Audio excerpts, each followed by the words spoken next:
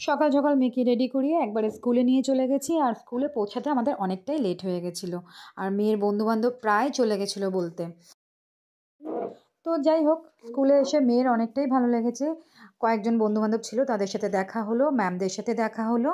ম্যামরাও ছবি তুললো ওর, আর আমিও ভাবলাম যে চলো একটুখানি আমারও ঘোরা হয়ে যাবে। কয়েকদিন আমার শরীরটা খারাপ ছিল, বেরোতে পারিনি। কবি, তোমার পরের জন্মে এই মাটিতেই জন্ম নিও। আকাশ ছোঁয়া ধানের খেতে সমস্ত রং ছড়িয়ে দিও। আমি যখন পঞ্চদশে, তোমার তখন 16ই বোধ হয়। আমি যখন বন্য কুসুম, তুমি তখন কবিতা নয়। ছাদের উপর মাদুর পাতা, তোমার গলায় কান্ত কবি। দূরে কোথাও ট্রেন যাচ্ছে, প্রভুর জোড়া শান্ত ছবি। আমি তখন বর্ষা ব্যাকুল, মেঘলা বাতাস, রাই কিশোরী। তোমার তখন উড়ন্ত চুল, আমার তখন চিনে কোথাও কেউ থাকে না, পায়রাগুলোর ক্লান্ত প্রলাপ দুটি। তো এখানে ওর যে ম্যামরা ছিলেন, ও কবিতা পাঠ করছিলেন। প্রিন্সিপাল ম্যাম গান গেয়েছেন, বাট গানটা আমি মিউট করে দিচ্ছি, কেননা কপিরাইট চলে আসবে। তো বেশ ভালোই লাগলো। আর এই দেখো, ইনি বাবু দোলনা চড়তে খুব ভালোবাসে, তাই দোলনা চড়ছে। আর একটু এখানে টাইম স্পেন্ড করার পরে আমরা স্কুল থেকে বেরিয়ে যাব, মেয়ের স্কুল থেকে।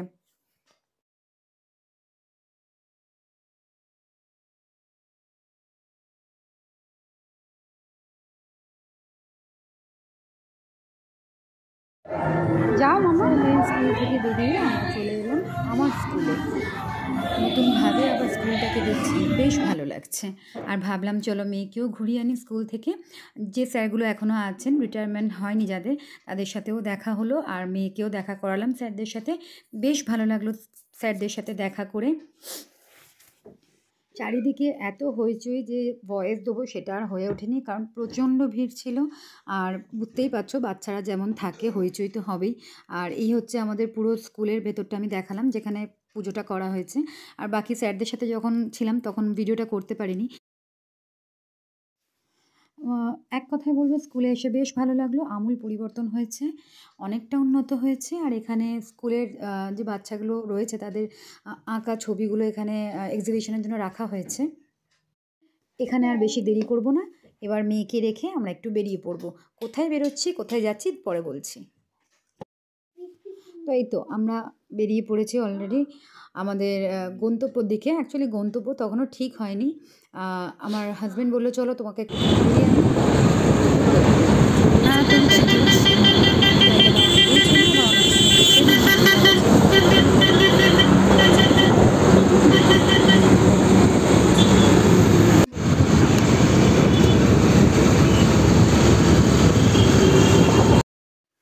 তো দেখতে দেখতে সূর্য প্রায় অস্তাচলে, কিন্তু আমরা কিন্তু আমাদের গন্তব্যস্থলে এখনও যেতে পারিনি। মনে মনে একটু ভয়ও হচ্ছে, কারণ গন্তব্যস্থলে পৌঁছাতে যদি লেট হয় তাহলে ফিরতেও অনেকটাই লেট হয়ে যাবে আমাদের। আর লেট হলে আমার বাবা ছেড়ে কথা বলবে না। আমি বড় হয়ে গেছি, বিয়ে হয়ে গেছে, মা হয়ে গেছি, তার সত্ত্বেও কিন্তু আমার বাবা আমাকে ছেড়ে কথা বলে না, মানে আচ্ছা মতন আমাকে দেয়। তো সেই ভয়টা আমার মধ্যে কাজ করছিল।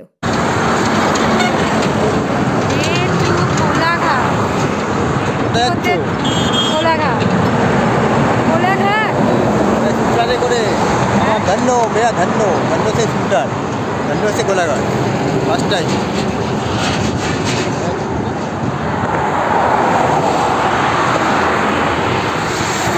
चलो चलो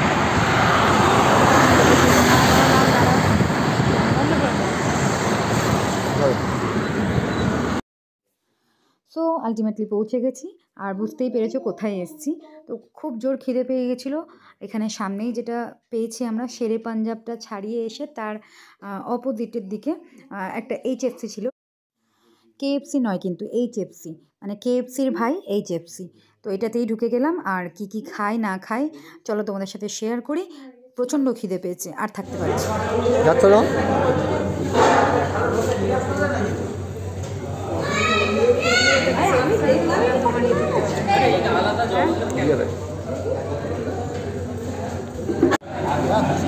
হ্যাঁ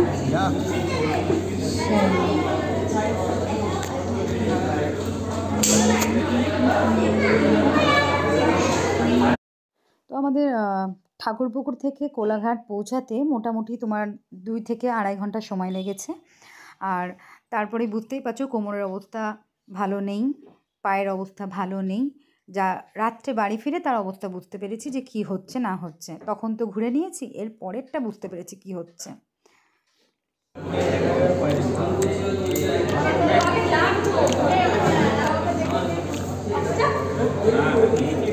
মেয়েকে দেখা কিন্তু আমার তোলা হচ্ছে তো সামনে হয়ে গেছে একবার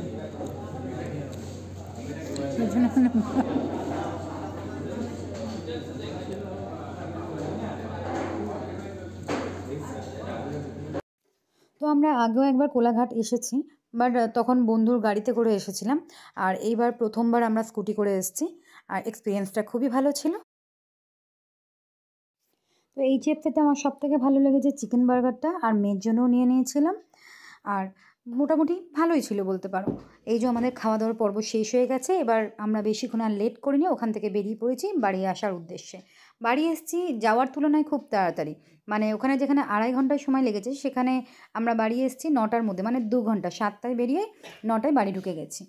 তো কোলাঘাট গিয়ে খুবই ভালো লাগলো। আশা করবো আজকের ছোট্ট ব্লগটা তোমাদেরও খুব ভালো লেগেছে।